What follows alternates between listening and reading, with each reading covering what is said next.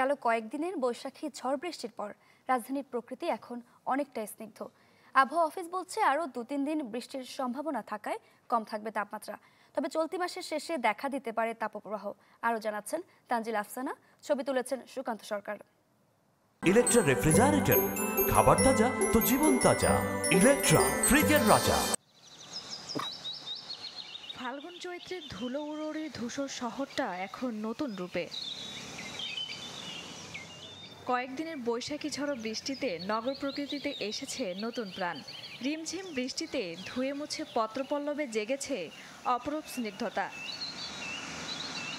কচি পাতার আলো ছায়ার মেলবন্ধন যেন রচনা করেছে এক অনুপম সৌন্দর্য। গ্রীষ্মের প্রচণ্ড রোদে খানিকটা বিরতি দিয়ে বইছে হিমেল হাওয়া, তাই একরাশ মুগ্ধতায় সিক্ত নাগরিক মন।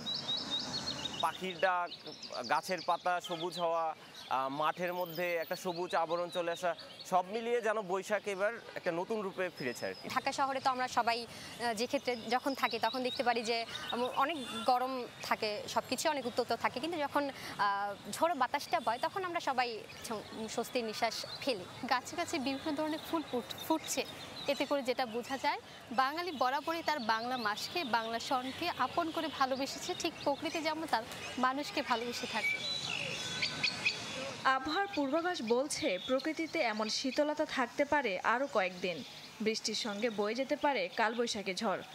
আগামী 3 থেকে 4 দিন বৃষ্টিপাত কম বেশি থাকবে এবং এই সময়টা তাপমাত্রা সহনীয় অবস্থায় থাকবে, কিন্তু 3-4 দিন পর যখন বৃষ্টিপাতটা কমে আসবে, তখন তাপমাত্রা বাড়তে থাকবে। সেক্ষেত্রে এই মাসের শেষের দিকে হয়তো তাপপ্রবাহের একটা সম্ভাবনা আছে। বৈশাখের বৃষ্টিতে হতে পারে বজ্রপাত, তাই আবহাওয়াবিদদের পরামর্শ খুব বেশি প্রয়োজন ছাড়া বৃষ্টির সময় ঘরের বাইরে না যাওয়ার। বিশেষ করে সতর্ক থাকতে বলছেন মাঠে ঘাটে কাজ করা কৃষকদের। তানজিল আফসানা, চ্যানেল 24, ঢাকা।